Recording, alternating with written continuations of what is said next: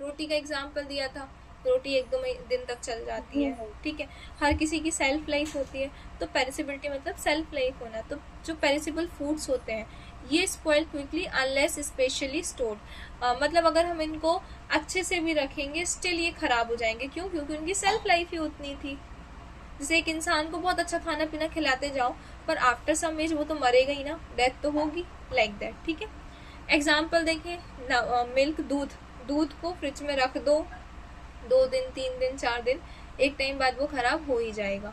Meet के साथ भी सेम केस है, फिश, एग, फ्रूट्स, वेजिटेबल्स, ठीक है।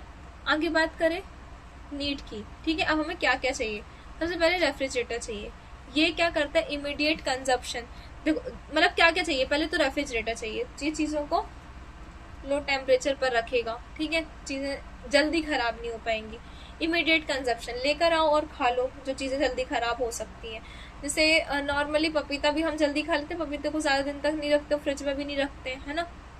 फिर सेमी पेरिसिबल फूड्स, अब ऐसे फूड्स जो सेमी मतलब ऐसे चीज़ें जो जिनमें लाइफ स्पेन है, पर नॉट वैसी वाली कि बस खराब हो ही जाएंगे। अगर उनको अच्छे से स्टोर करके रखा गया तो वो अच्छे से रह सकते हैं लंबे समय तक। ये नहीं बोल रही हूँ मैं कि खराब नहीं होंगे, लंबे समय तक रह सकते हैं। तो रिमेन सेफ फॉर वीक्स और मंथ्स, ठीक है। इसका एग्जाम्पल आटा, सेमोलिना मतलब सूजी, आलू, गार्लिक मतलब प्याज, एप्पल्स, ऑयल्स। अच्छा एप्पल्स बोला है ना, एप्पल्स के साथ क्या होता है? जो एप्पल्स वहां से आ जाते हैं ना, देखो नॉर्मली एप्पल्स सिर्फ ठंडी जगह में होते हैं और कहीं नहीं होते, इसलिए एप्पल्स इतने महंगे भी होते हैं, क्योंकि कश्मीर से यहाँ, लद्दाख से यहाँ पे ट्रांसफर होते हैं, तो ट्रांसपोर्ट चार्ज वगैरह लग जाता है।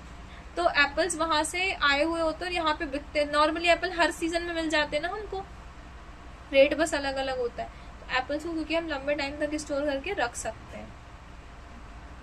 खैर वो ठंडी जगह पे हो रहे हैं तो रख भी सकते हैं, इसमें कोई वो चीज़ नहीं है। समझो, पता ये है फैक्ट है, पहले के टाइम के लोग भी ज़्यादा जिया करते थे, एक तो न्यूट्रिशन भी ज़्यादा था और उस टाइम का टेम्परेचर भी कम हुआ करता था, ठीक है।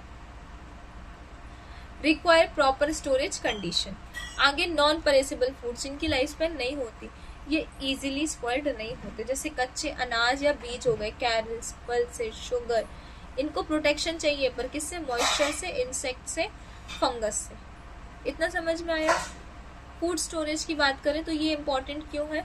ये लॉस को प्रिवेंट करती है, फूड क्वालिटी बनाए रखती है, हमारे पैसों को बचा कर रखती है, नेशनल फूड जो राष्ट्रीय स्तर पर खाने की वेस्टेज है वो नहीं होने देती है। India losses large amount of grain सिर्फ इसलिए कि उनकी स्टोरेज अच्छे से नहीं हो पाई। मेथड देखें फूड स्टोरेज का, तो नॉन पेरिसेबल फूड देख रहे हैं, ऐसे फूड जिनकी लाइफ स्पेन नहीं होती, मतलब अनाज वगैरह। क्या प्रिकॉशंस लेने हैं इनके लिए? क्लीन ग्रेन्स एंड पल्सेस सबसे पहले साफ करके रखो। दूसरा, ड्राई करो इनको सनलाइट में। हम करते ना अपने गेहूं पिसवाने के पहले धुलते हैं, धूप में दिखाते हैं, फिर उन्हें रख लिया जाता है और जब चाहिए पड़ता है तो निकाल के पिसवा लिया जाता है ना। जी मैम। फिर store in clean air tight container. अब यूज कब क्या क्या यूज कर सकते हैं? टीन आता है ना, टीन के डब्बे, जो लोहे के ड्रम्स आते हैं वो, प्लास्टिक और ग्लास। एल्यूमिनियम कंटेनर भी यूज कर सकते हैं। किचन से दूर रखना है, क्यों किचन से दूर रखना है? क्योंकि यहाँ पे हीट होती है। स्टोरेज देखिए किसकी? सेमी पेरिसेबल फूड्स की। वैसे देखा होगा ना, नॉर्मली जो किचन होती है और जो खाने का स्टोरेज वाला घर गांव में ही बहुत देखा जाता है। पता है गांव में एक अलग कमरा होता है जहाँ पे खाना स्टोर रहता है, गेहूं, चावल ये सब रखा रहता है ना, अलग कमरा होता है गाँव के घरों में। मैं बचपन में जाती थी ना अपनी दादी के यहाँ, तो वहाँ पे एक कमरा अलग था जहाँ पे गेहूं वगैरह ये सारी चीजें रखी जाती थी। यार मामा पे भी, मेरे घर पे भी रखा जाता है। अलग रख देते हैं बिल्कुल, यही रीजन है। मैं भी गाँव में रहती हूँ। अच्छी बात है, शहर में वो चीज़ नहीं रह गई अब, जिसके लिए लोग गांव छोड़ा करते थे। चलो, storage of semi perishable foods मतलब ऐसे जिनकी लाइफ स्पेन थोड़ा ज़्यादा है। तो सबसे पहले ऐसे प्रोडक्ट जो डिराइव किए गए हैं, देखो कैरल अनाज बोला, जैसे बेसन हो गया, बेसन भी उससे बनता ना, चने की दाल को पीस के, ठीक है। क्लीन होना चाहिए, छना हुआ होना चाहिए, सनलाइट में दिखाया होना चाहिए, एयरटाइट कंटेनर में स्टोर होना चाहिए। रूट्स एंड ट्यूबर्स, ऐसी चीज़ें जो जड़ों से उत्पन्न हुई हो, जैसे आलू हो गया, ठीक है, प्याज हो गई। तो अनियन, देखो प्याज रहता है ना, बारिश में महंगी होने वाली होती है तो पहले खरीद के रख ली जाती है बहुत सारी, है ना। अनियन, आलू, ठीक है, ये जल्दी खराब नहीं होते, पर इन्हें कैसी जगह पर रखना है, ठंडी जगह पर। अब ठंडी मतलब फ्रिज में नहीं, ठीक है, ड्राई जगह पर, और हवा लगती रहे। नट्स देख रहे हैं, अब नट्स जो है ये इजीली रेंसिड हो जाते हैं। रेंसिड मतलब सड़ना, ठीक है, जैसे अगर लोहे पे लगती है ना जंग तो उसको बोलते हैं क्या, रस्ट लगना। ऐसे ही अगर खाने में जंग लग जाए, खाने में जंग नहीं लगती पर खाने में अगर कोई फंगस लग जाए या खाना खराब हो जाए तो उसको बोलते हैं रेंसिडिटी होना, सड़ जाना उसका। तो इसको रेफ्रिजरेटर या फ्रीजर में रखना है। फ्रूट्स की बात करें तो इसको बास्केट में रखो with the cover of paper. Refrigerate भी कर सकते हो आप पके हुए फ्रूट्स को। स्टोरेज देके किनकी जो पेरिसिबल है, जिनके लाइफ स्पैन है, तो रेफ्रिजरेटर में रखना है normally 6 degree to 10 degree Celsius तक। फ्रीजर जो है ये ज्यादा लंबे समय तक खाने को रख सकता है, ठीक है, एज कम्पेयर टू कहीं और। So care of refrigerator, cool hot food before refrigerator. सबसे पहले खाने को ठंडा कर दो, एकदम से गर्म खाना या गर्म होता ना, गर्म दूध उबालने के बाद थोड़ी फ्रिज में रखते, ठंडा होने पर रखते हैं।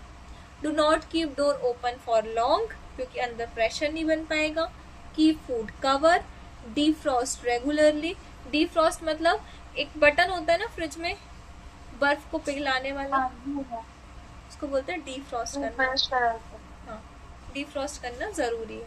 क्यों डीफ्रॉस्ट करते हैं, हर खाने की अपनी अपनी गैस होती है ना, वो कहीं ना कहीं वो बर्फ है ना, वो गैस जम जाती है, CO2 ज्यादातर होती है उसमें।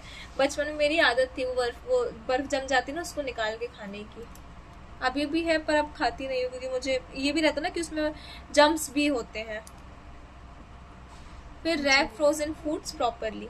जो ऐसे फ्रूट्स हैं जो जम जाते हैं, जैसे अपन आम वगैरह भी रख देते हैं फ्रीजर्स में, उन्हें रैप करके रखो, ठीक है।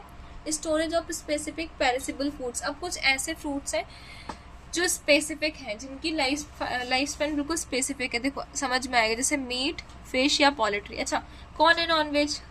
शर्मिष्ठा आप वेज हो कि non veg? Non veg. Pushpendra?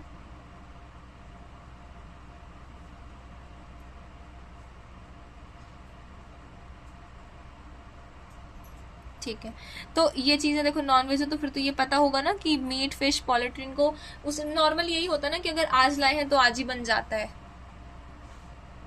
या कल तक के लिए रख लिया जाता है। एग्स को भी ज्यादा दिन तक स्टोर नहीं करते, है ना? जी मैम। तो और इनको उसमें रखा जाता है, जो मीट वगैरह इनको फ्रीजर में रखते हैं, फ्रिज में नहीं रखते, फ्रीजर में रखते हैं, ठीक है। जी मैम पता। तो do not keep at room temperature. इन्हें कभी भी रूम टेम्परेचर पे फॉर लॉन्ग नहीं रखना है, क्योंकि क्या होगा, देखो जैसे अगर कोई जानवर भी मर जाता है तो उसके साथ ये होता है ना, उसमें कीड़े वगैरह लगने लगते हैं। तो नॉर्मल सी बात है, वो भी क्या है, मीट, फिश, ये सब एनिमल ही है ना, तो बाहर की चीज़ें अट्रैक्ट होने लगेंगी, जो माइक्रो ऑर्गेनिजम्स होंगे उसे खाने के लिए, ठीक है। Store in refrigerator, avoid room temperature storage for long.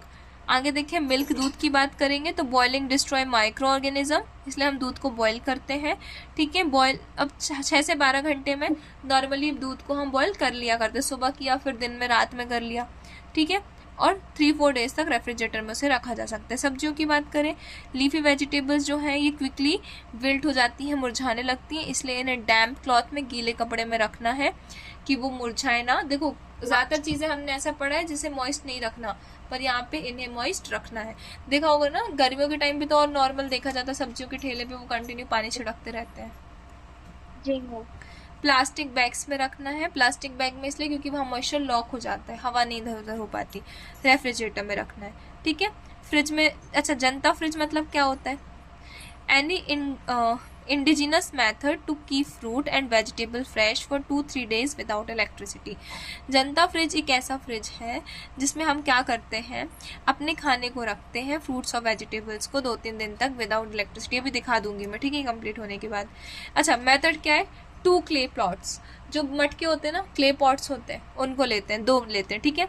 Put wet sand between them, उनके बीच में, देखो मैं इधर पे बता देती हूँ। एक मान लो ये मेरे पास क्ले पॉट है और ठीक है, एक मेरे पास ये क्ले पॉट है, ये भी बड़ा ही होगा, वो मैंने दिखाने के लिए छोटा बना दिया, ठीक है। इसके अंदर बहुत सारी मिट्टी भर दी जाती है, ठीक है।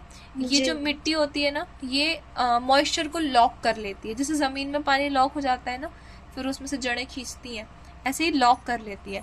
मटके में भी पोर्स होते हैं, मटका भी लॉक कर लेता है। तो एक तो इसने मॉइस्चर लॉक किया, ऊपर से दूसरा मटके ने किया, और तीसरा ये बाहर वाले मटके ने किया। तो यहाँ 3 बार मॉइस्चर लॉक हुआ, जिसकी मॉइस्चर लॉक होने की वजह से क्या होगा, पानी अगर कहीं पर है तो वो चीज़ ठंडाएगी ना।